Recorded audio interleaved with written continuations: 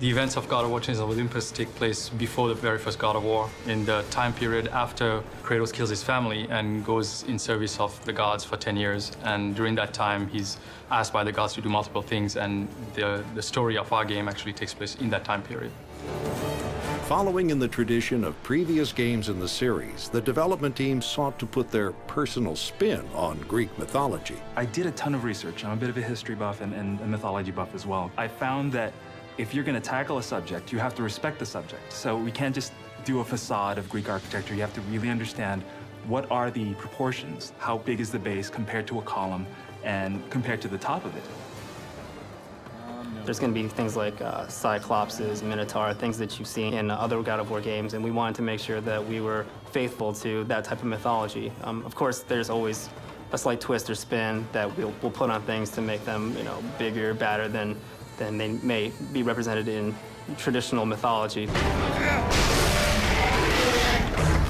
I look at archetypes, these recurring themes in human storytelling. What's the most efficient way to communicate this? For example, if someone has to represent death, what do you need to put in there in order for him to look like death?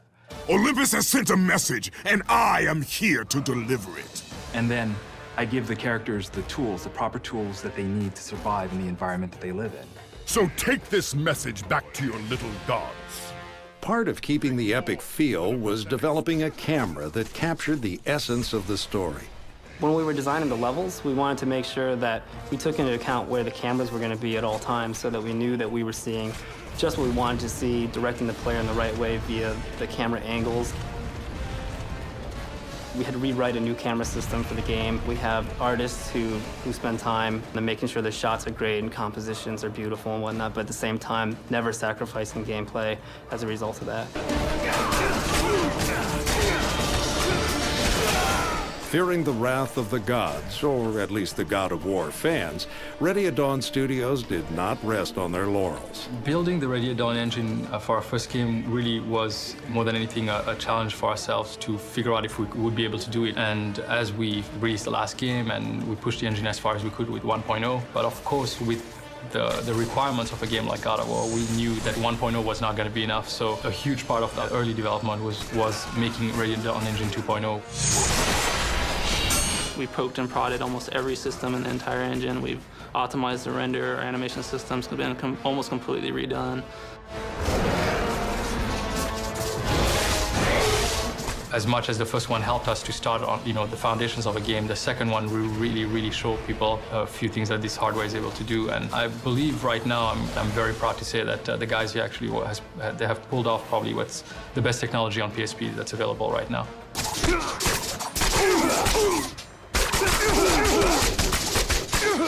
Ultimately, the game is about brutal combat, and the team wanted to make sure the controls were seamless. Adapting the PSP controls from the PS2 version was a challenging task, but it's not an impossible task. We just had to really approach it in a very simple manner, go to the elements, and start simplifying controls, maybe doubling up controls here and there. For example, dodge went from the analog, which I think would be natural for people to do now, having played 2 God of War games, to being a button combination that at the very first day felt a little awkward, but I think it took us about a week to really play more and more and realize that it came to us naturally. And now sometimes when I play God of War 2 on the PS2, I have a tendency to use that button combination.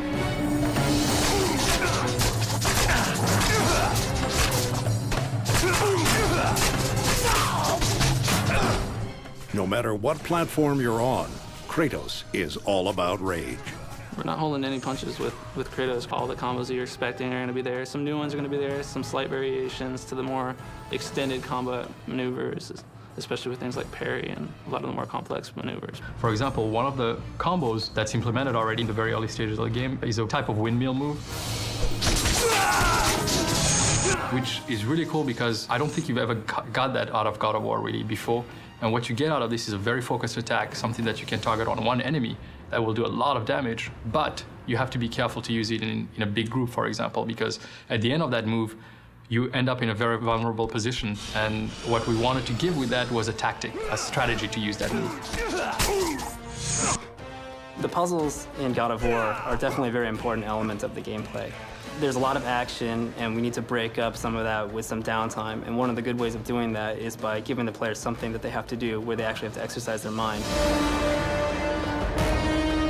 We range from simple puzzles where we have something as simple as to be able to progress, you need to pull a switch, but in order to pull a switch, you have all these enemies coming in, so you need to stop the enemies. It turns into a chain of puzzles. In this game, we have some very large, overarching story puzzles that force the player to actually come back and try something over and over again, you know, solving smaller pieces of a much larger whole puzzle. Never before has the brutal power of the gods been available in the palm of your hands. I want to see God of War on the PSP because I'm a God of War fan and I'm a PSP fan, but to really get that power in your hand, to be able to play something on the go with the power of the PSP is something that you can't get with any other portable console. God of War Chains of Olympus is truly an epic game. It's big, we have tons of animation, tons of art, and we really aren't pulling any punches when we do this game. It's going to be just pixel for pixel God of War.